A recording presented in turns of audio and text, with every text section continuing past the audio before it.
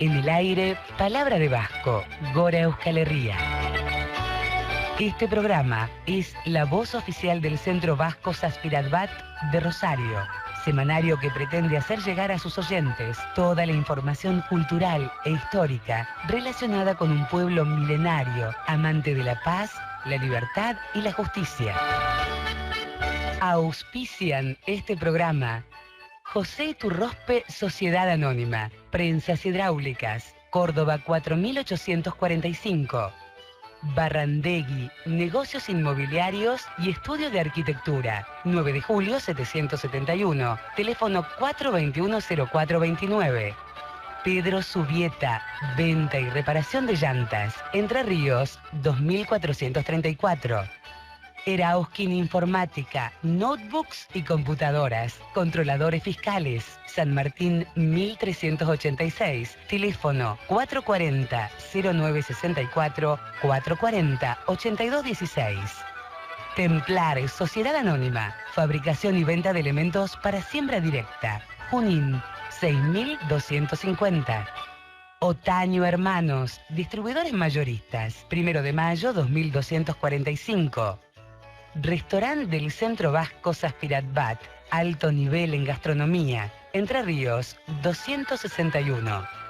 Hotel Euskadi, 3 de febrero 1253, teléfono 421-3561. Seguridad y Resguardo SRL, San Luis 1716, teléfono 421-1343.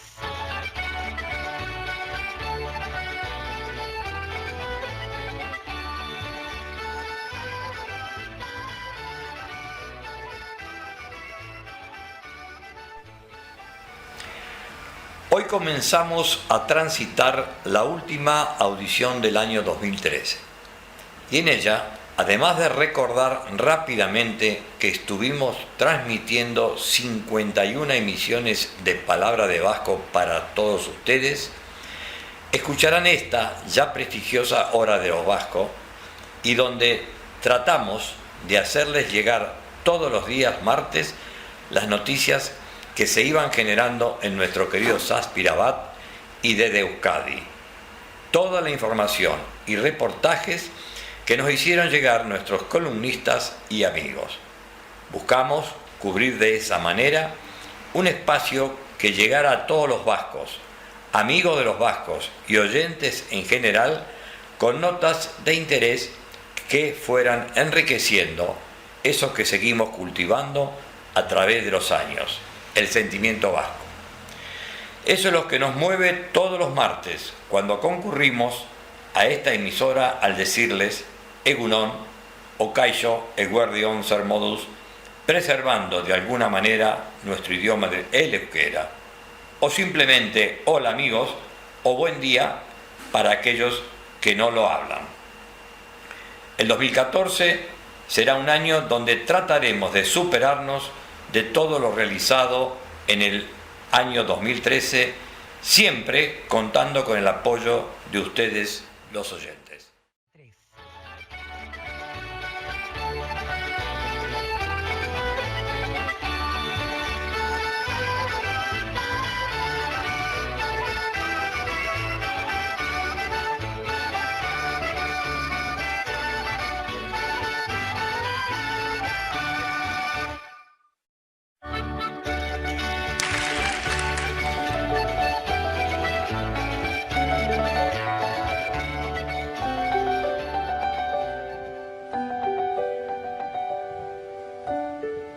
Haizeak bezala eskuen artetik ies egiten duzu, eta momentu baten galduta bakarrik ustuta uzten nauzu. Behar dudanetan ezin naiz babestu zure besoetan, baina badakit hor zaudela izkutatuta nire bihotzean, zure irrifarra gogoan ezin ahaztu. ezin ikutu. Zergatik ez zaude nirekin, ezin dut jasan, ezin dut ulertu. Milaka arrazoi, korrika hasita, inoiz ez gelditzeko. Itxaropen hitzek ez dute balio, zu berri sentitzeko. Behar dudanetan, ezin naiz babestu, zure besoetan.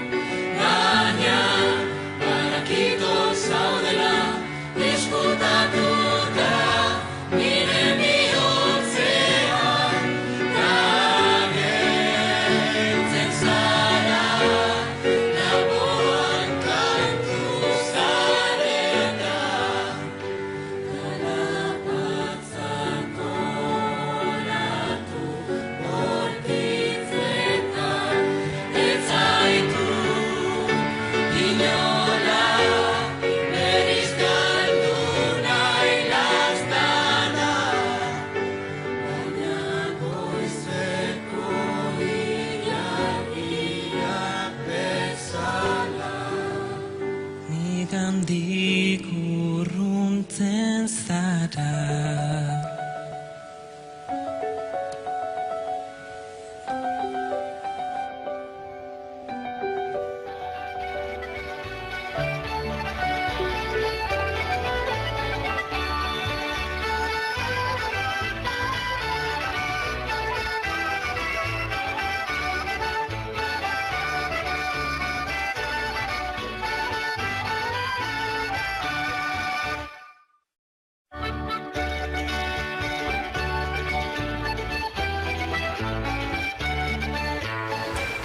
Bien, entrando de lleno al programa del día de la fecha, lo empezamos con algo de que a los rosarinos nos tiene atrapados y día a día, cada vez que se acerca más el día D, como decimos, lo estamos esperando con muchas ansias. No se olviden ustedes que Rosario es la largada del Dakar 2014, la competición del rally más exigente y famosa del mundo, que se disputará entre el 4 y el 18 de enero del 2014, tendrá como sede de su largada a nuestra ciudad. El Rally Dakar, la aventura sin precedente que se desarrolla en el corazón de los paisajes más hermosos del planeta, al estilo de nuestro Paraná, se inscribe en el universo de los desafíos deportivos más importantes de nuestros tiempos. El Dakar pone a prueba a los más grandes pilotos del rally del mundo, que compiten codo a codo con corredores amateurs, embarcados a menudo para hacer realidad un sueño y superar un desafío. Debo decirle a ustedes que en esta competencia contará con la participación de un joven piloto vasco, quien es Yomin Arana, natural de Ereño, Vizcaya, piloto profesional técnico en válvulas Mafra, aficionado a enduro, motocross y rallies de coches y deportes de motor. Estará llegando a Rosario el día 1 de enero y con su equipo, acompañado por Juanjo Bilbao, que amablemente nos ha mandado el dossier del Guernica Off-Road, que podrán ver ustedes en el sitio www.guernicafroad.com. Cumpliendo sus deseos con ellos, degustaremos un asado argentino en el Choco del Zazpi. Éxito, Yomin. Trataremos de acompañarte personalmente en la largada y seguirte todo el recorrido por internet.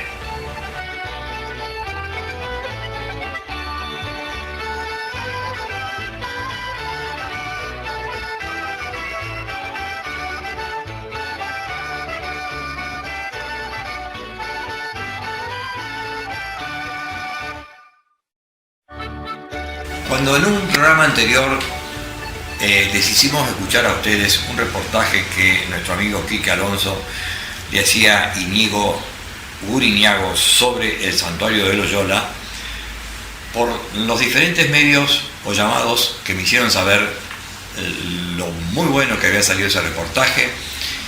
Yo ya tenía otro para hacerles a ustedes en cualquier momento también, retransmitírselo, del mismo Íñigo Guriniago, pero sobre el monasterio de San Salvador de Leyre. Es uno de los conjuntos monásticos más importantes de Europa, su relevancia histórica y arquitectónica. Entre los diferentes edificios que componen el conjunto existen ejemplares del románico muy destacados por pertenecer a un periodo muy temprano del mismo y por su excelente estado de conservación. El monasterio se ubica en el noroeste de la Comunidad Foral de Navarra, cerca del límite de Aragón. Escuchemos pues el mismo.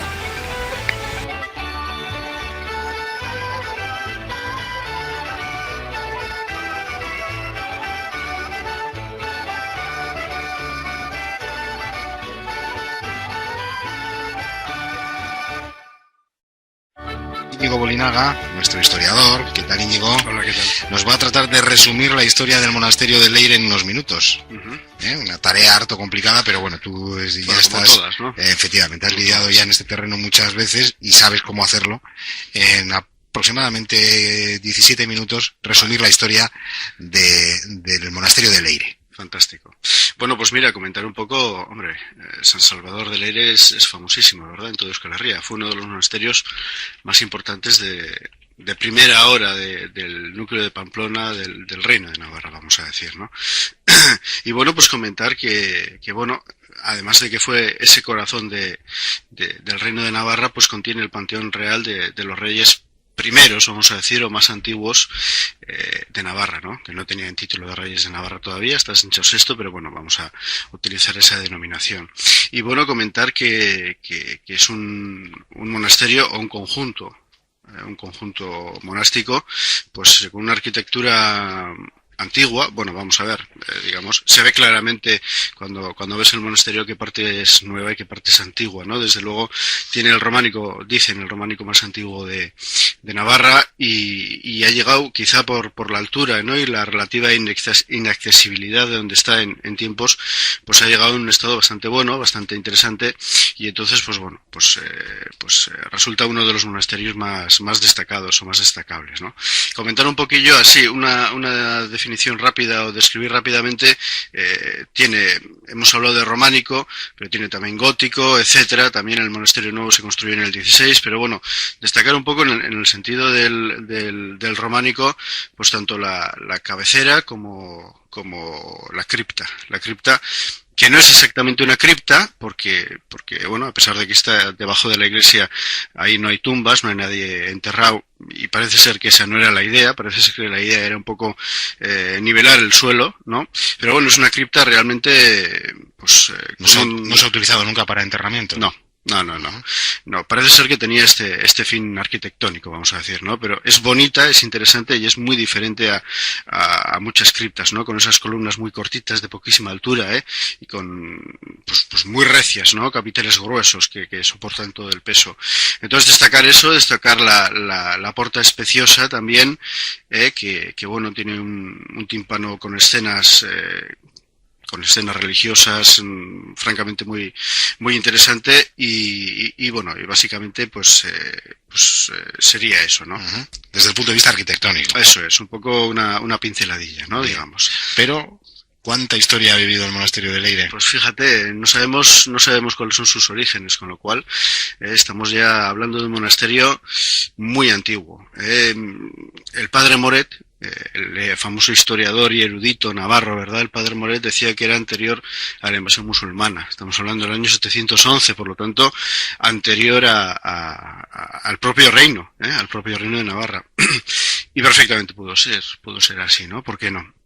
Comentar que que bueno, las primeras menciones, Eulogio de Córdoba, o San Eulogio, que luego se le canonizó, pues estuvo allí y escribe, y bueno, pues entonces en el siglo IX ya funcionaba, ya estaba construido y ya era un centro vehicular de la cultura, porque bueno, tenía por lo visto una biblioteca, según referencias de San Eulogio, que era extraordinaria, que tenía unos volúmenes pues muy importantes para la época, como La ciudad de Dios, por ejemplo, escrito por San Agustín, o poemas de Horacio, las sátiras de Juvenal, etcétera, ¿no?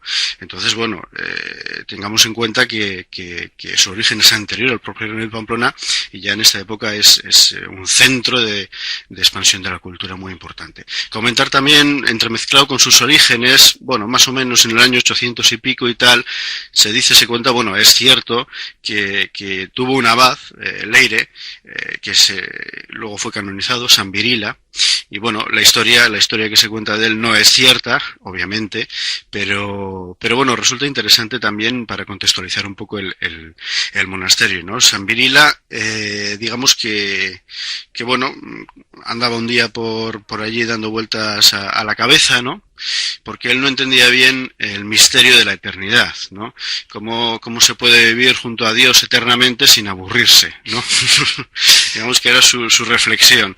Y entonces, pues bueno, estaba por ahí paseando, llegó hasta donde una fuente, hoy llamada Fuente de San Virila, y allí pues se entretuvo escuchando un ruiseñor, ¿no?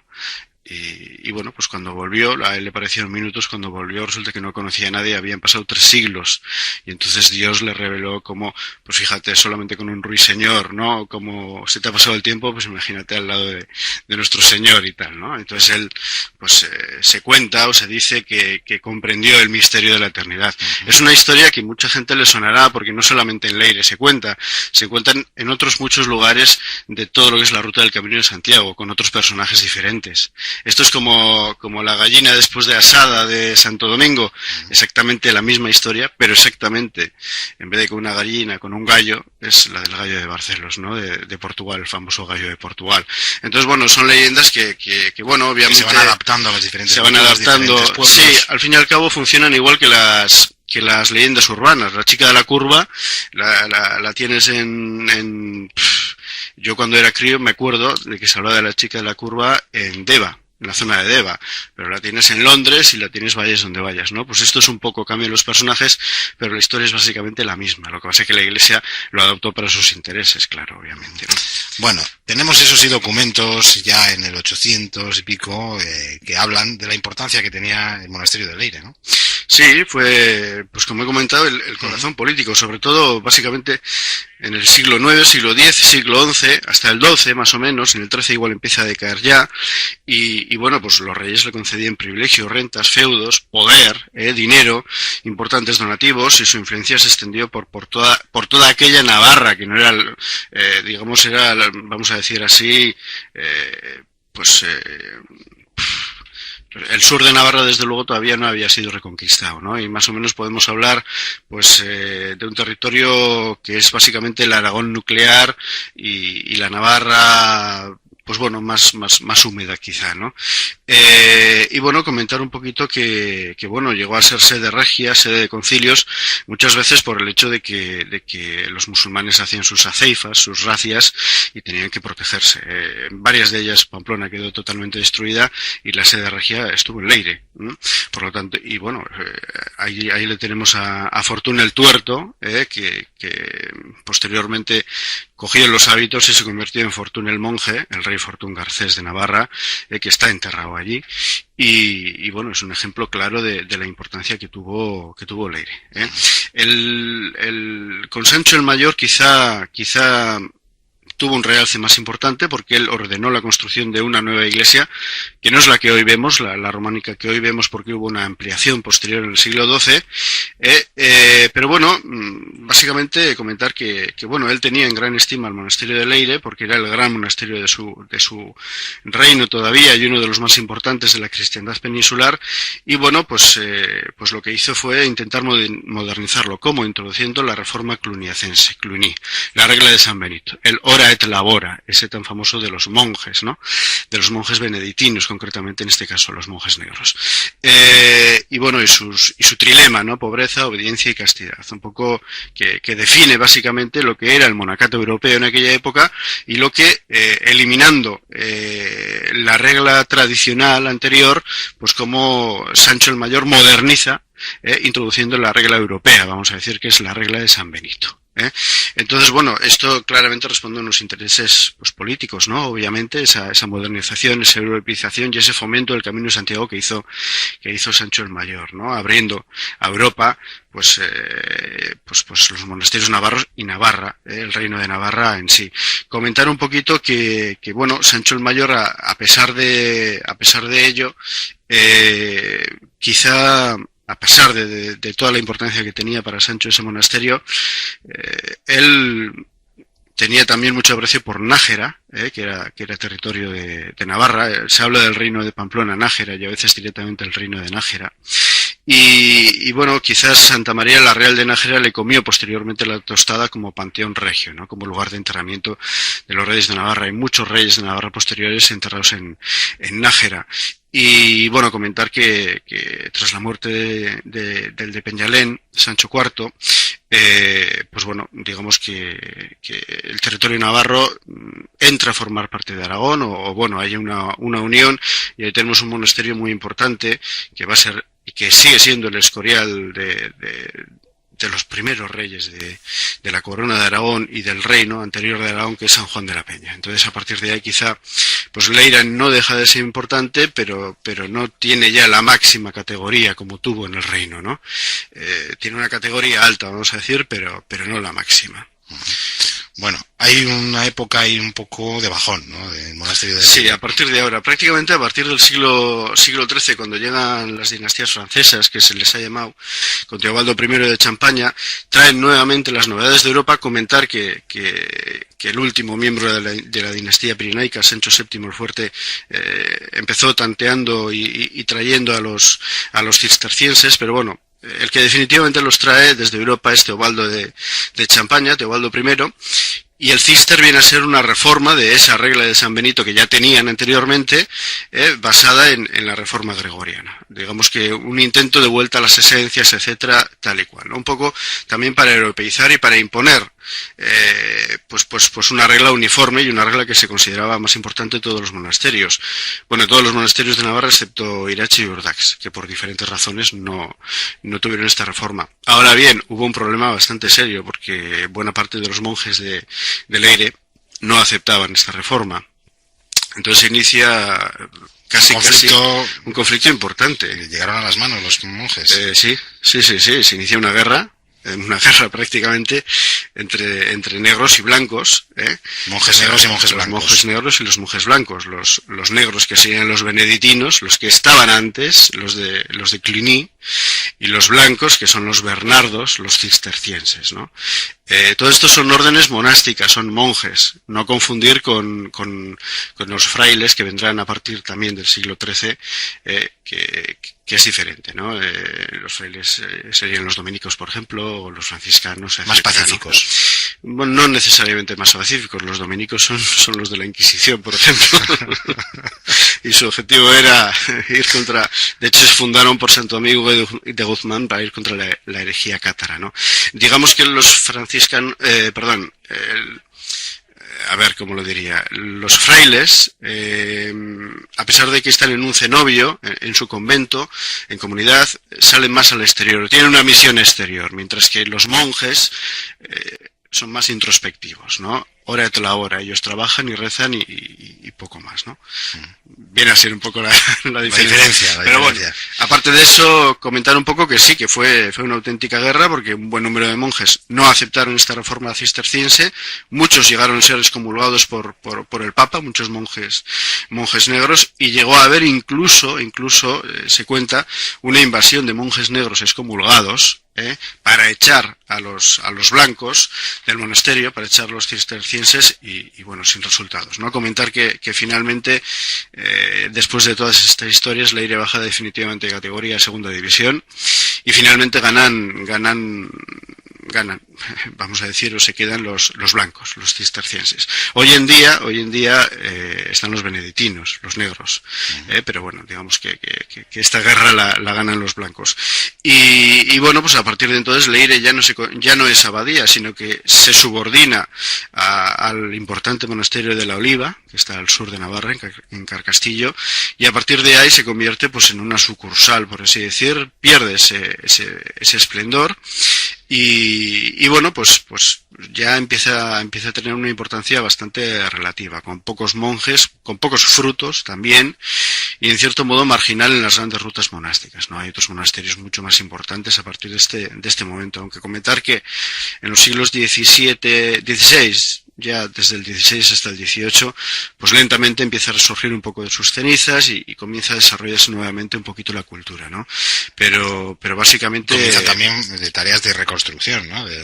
La reconstrucción empieza en el 19. En el 19. El 19 fue un año, un siglo terrible para los monasterios y bueno, pues... Hombre, siglos anteriores tendrían también que mantener un poquito tejado.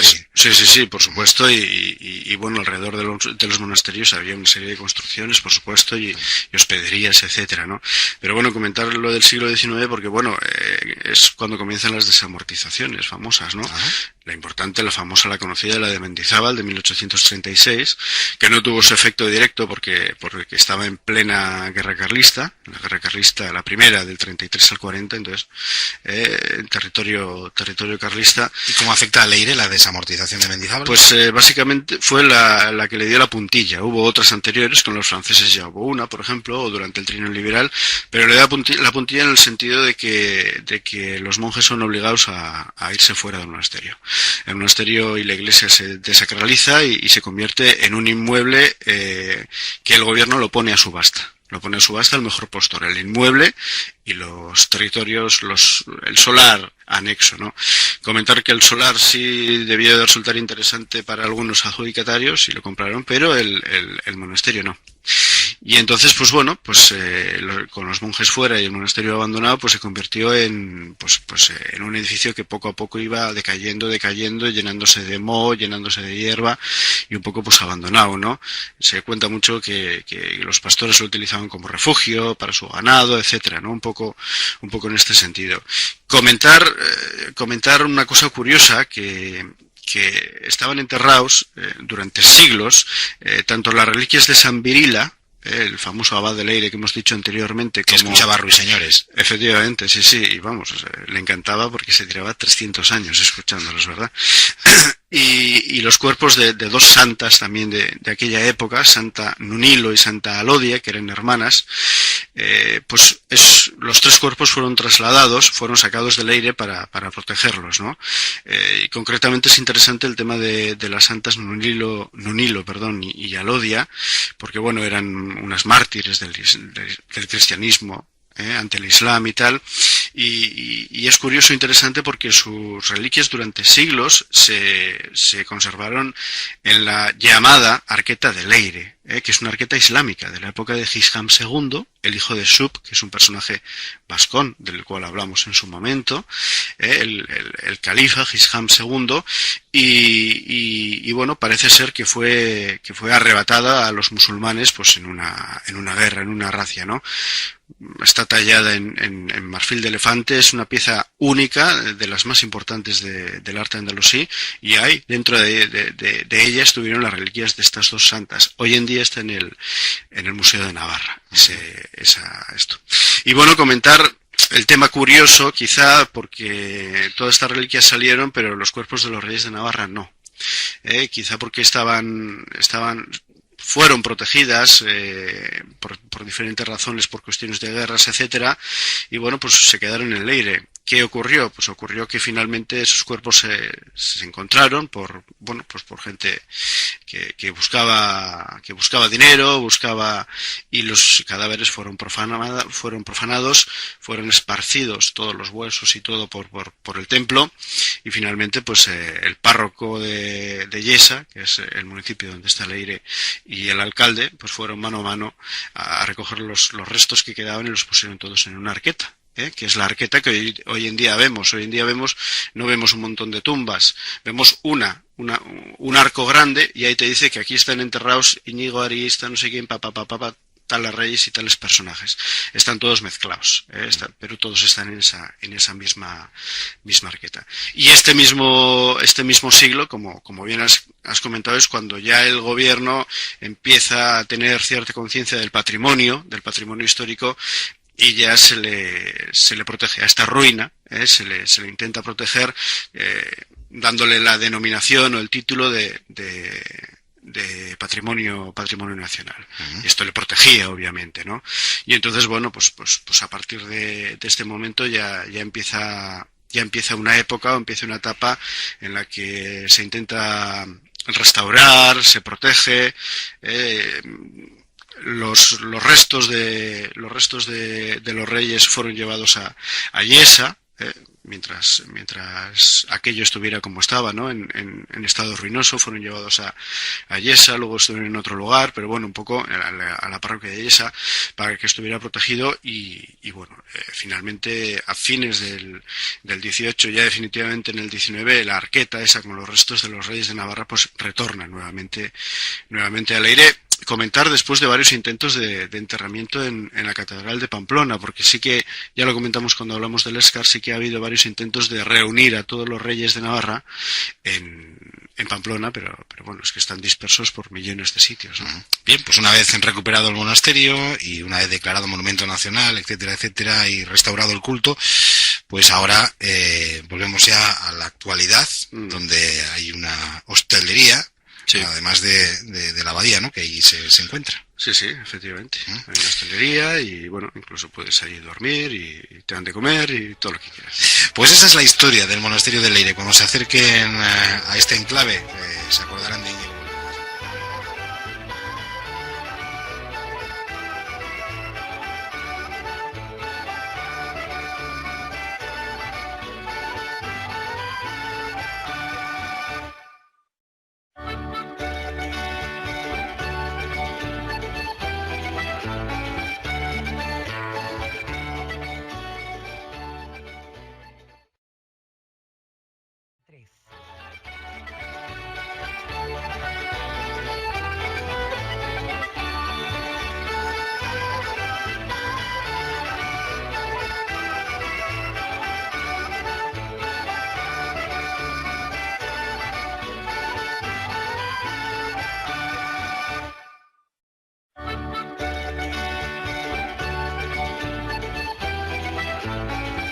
Dentro de las noticias que nos llegan del País Vasco, hay algunas que son apasionantes, y más cuando nos tocó a nosotros o alguien o quien estuvo presente en el lugar que yo les voy a relatar. Entre Baquio y Bermeo, en la costa vizcaína, se encuentra la ermita San Juan de Gaztelugatxe, construida encima de un pequeño islote en el mar Cantábrico y al que se accede por unas escaleras cuyos escalones son 237. El esfuerzo necesario para subir las escaleras se ve ampliamente recompensado. En lo alto hay 2 edificios, un refugio con chimenea y la capilla. Según la tradición, una vez alcanzada la ermita hay que tocar la campana 3 veces y pedir un deseo. Escucharemos a continuación un reportaje realizado a Edurne Videguren con motivo de haber recibido la ermita de San Juan de Gaztelugatxe el galardón como una de las 7 maravillas rurales 2013. Escúchenla.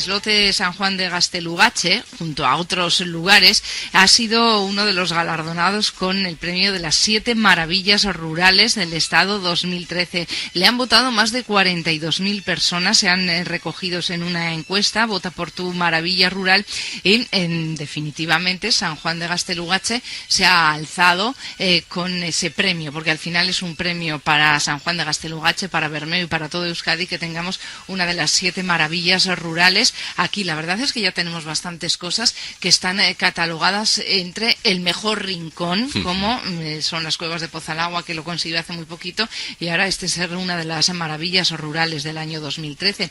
Junto a San Juan de Gaztelugatxe lo han conseguido el conjunto románico de la Val de Boi, en la ciudadela de Jaca, el castro de Baroña, las cuevas de Altamira, la ciudad encantada y el palacio de Olite. La verdad es que yo creo que prácticamente todas se merecen estar ahí, ¿no? En ese puesto de las maravillas rurales 2013. Parajes absolutamente idílicos. Ahora bien, hay que romper una lanza en favor de San Juan de Gaztelugatxe, que es verdaderamente espectacular. Y no hay nadie que haya visitado San Juan de Gaztelugatxe que no se haya quedado maravillado. Le vamos a preguntar a Idurre Bideguren si efectivamente son 229, 231, 237 escalones. Idurre Bideguren, ¿qué tal, Arratsaldeon? Muy buenas tardes. Hola, Arratsaldeon. Bienvenida. Bueno, unas fuentes dicen una cosa y otras dicen otra, Idurre, pero desde el ayuntamiento y desde la alcaldía, la alcaldesa, ¿qué nos dice? ¿Cuántos escalones son los que hay que subir para llegar ahí arriba, para verlo todo desde esa cima? Pues 231 creo que son, pero no te puedo decir seguro.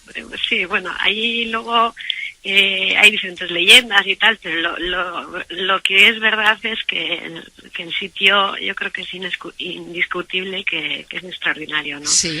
Oye, Idurre, ¿y eso que decías? ¿Hay muchas leyendas en torno a San Juan de Gaztelugatxe?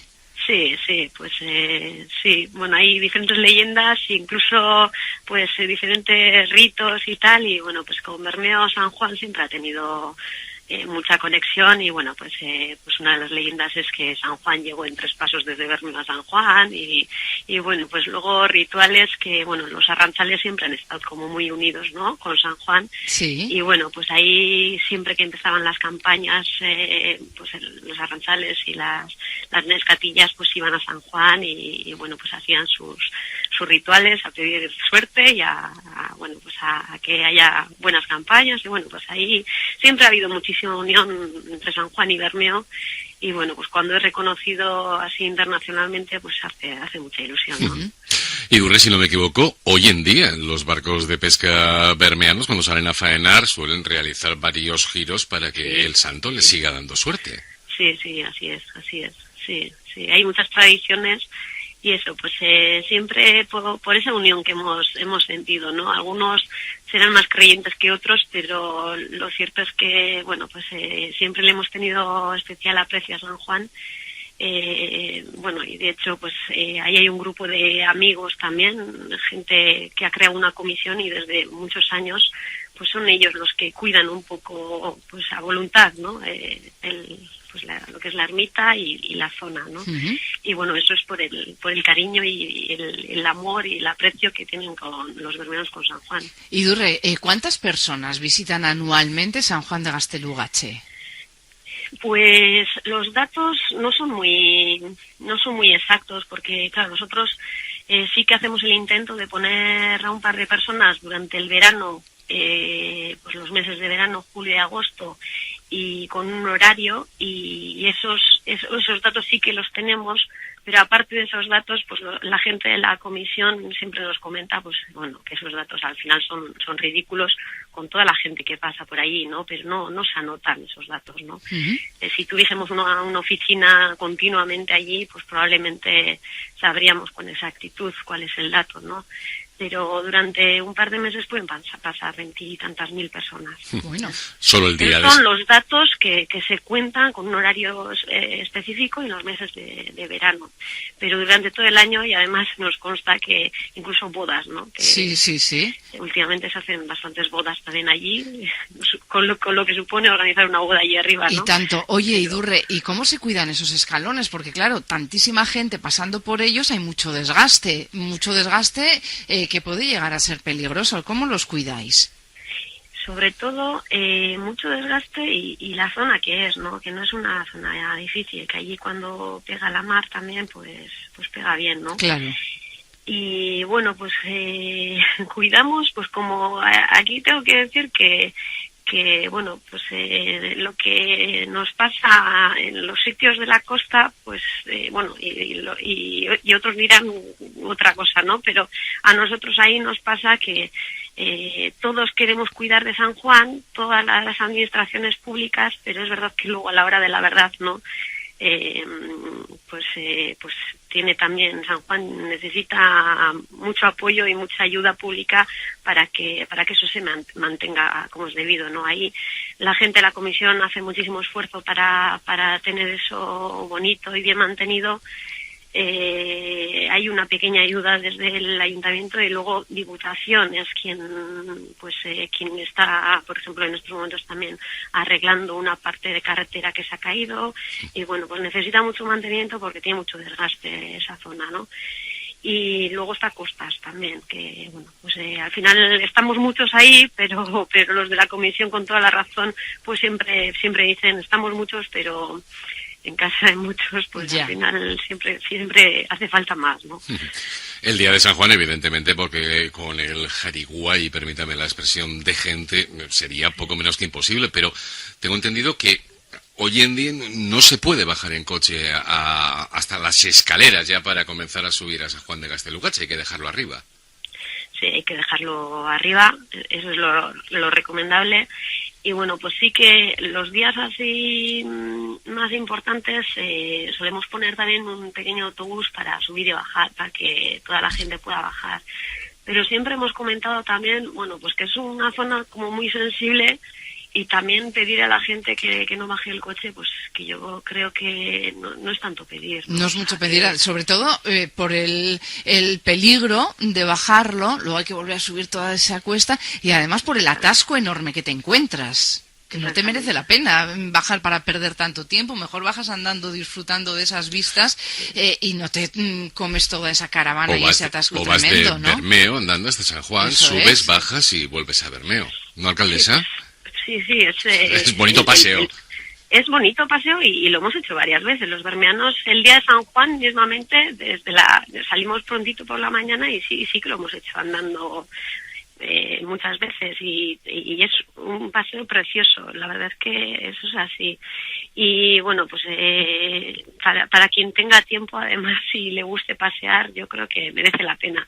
Y si no, pues dejas el coche un poco donde se pueda y luego paseas, ¿no? Que lo bonito yo creo que es eso. Por la carretera nueva, por ejemplo, cuando vas por la carretera nueva y dejas el coche pues donde sea, pierdes también ese encanto de ir por la carretera antigua y ver San Juan ahí delante tuyo. Yo creo que es bonito dejar el coche, pues no sé, ahí en el merendero, por ejemplo, y pasear, ¿no? Yo creo que es lo bonito. Y de hecho creo que deberíamos de recuperar más zonas de paseo, ¿no? Y entre tanta carretera a veces pues parece que nos olvidamos que lo bonito del sitio es pasear y caminar un poco, ¿no? Y disfrutar del paisaje y no llegar con el coche hasta la ermita, ¿no? Bueno, ya por ir terminando, Idurre, ¿para qué le va a servir a San Juan de Gaztelugatxe en ser ahora catalogada como una de las maravillas rurales del 2013? Bueno, yo creo que es un reconocimiento más, ¿no? Sabíamos que mundialmente tiene muchas visitas, es una de las zonas más visitadas de Euskal Herria y bueno, y eso lo sabíamos, ¿no? Bueno, pues espero que entre todas las administraciones públicas también cuidemos un poquito más, ¿no? De nuestra zona y bueno, pues nada, entre todos habrá que cuidar que bueno, que siga siendo una maravilla y que pues sin más. Yo creo que la gente que lo ha visitado pues sabe que es una maravilla, que es un pequeño tesoro que tenemos aquí en Bermeo, y yo creo que eso lo sabíamos, los de aquí lo sabíamos, y bueno, pues si es más conocido y más reconocido mundialmente así, pues mejor. Bueno, pues hoy nosotros queríamos felicitar al Ayuntamiento de Bermeo, queríamos felicitar a San Juan de Gaztelugatxe, porque ya está ahí, incluida entre una de las 7 maravillas rurales de este año 2013. Seguro que así todavía van a ser más las personas que se acerquen hasta San Juan de Gaztelugatxe para visitarlo. Son muchas cada año y queremos que siga siendo así, y que todas las instituciones, en la parte que les correspondan, cuiden de este paraje tan extraordinario que tenemos en Euskadi. Idurre Bideguren, alcaldesa de Bermeo, eskerrik asko. Vale, eskerrik asko.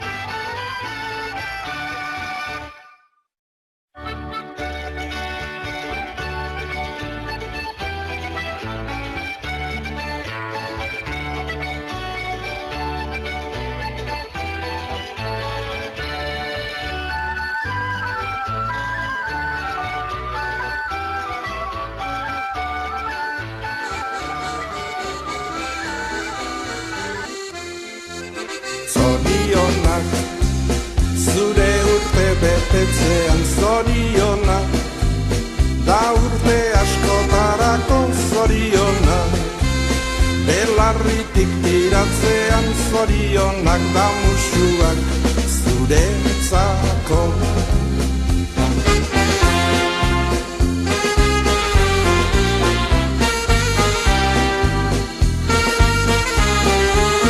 Zorionak, belarritik tiratzean zorionak da musuak zuretzako.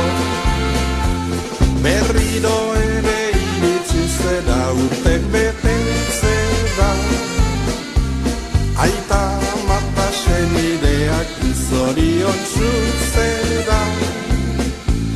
Pozak txoratzen atorni ere gaur zure etxera, maitasun loreak zuretzako ekartzera. Maitasun loreak zuretzako ekartzera.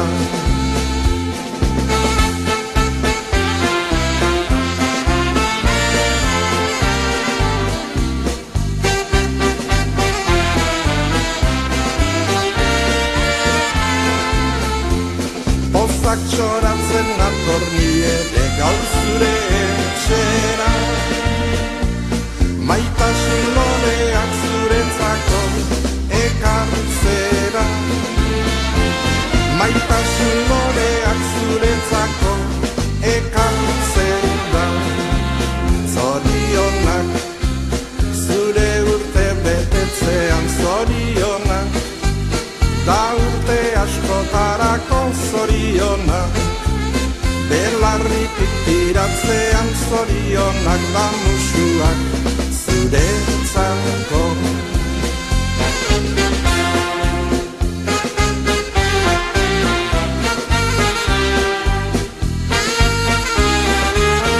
Zorionak, belarritik tiratzean zorionak da musuak zuretzako. Gaur bezalaxe opa dizugu urtetik urtera, osasun onarekin bete azkarraitzeko aurrera. Berriro ere pozak txoratzen etorriko gera, maitasun loreak zuretzako ekartzera. Maitasun loreak zuretzako ekartzera.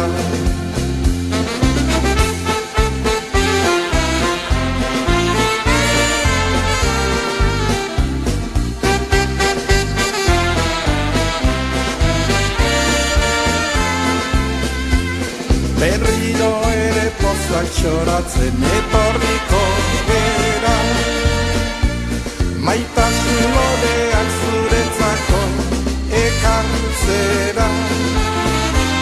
Maitasun loreak zuretzako ekartzera.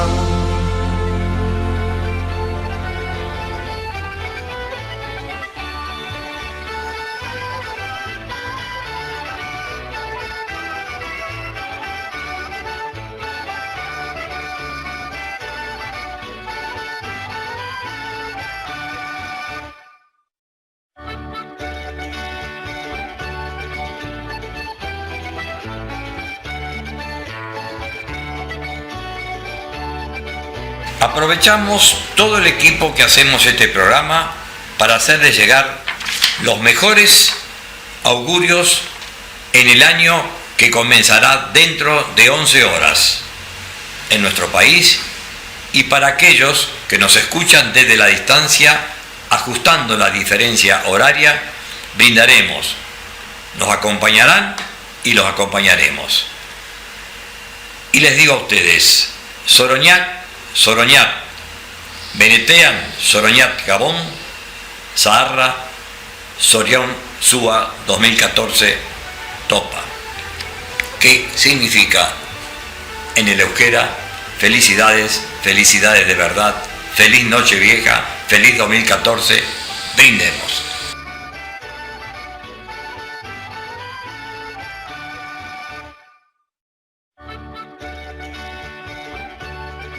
Señores, nos reencontraremos el próximo martes ya en el año 2014.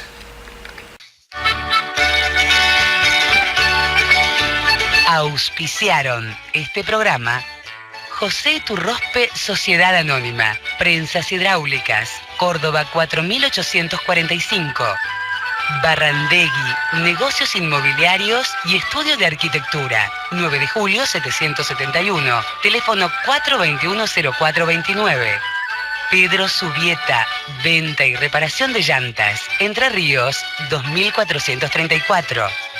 Erauskin Informática, notebooks y computadoras, controladores fiscales, San Martín 1386, teléfono 440-0964, 440-8216.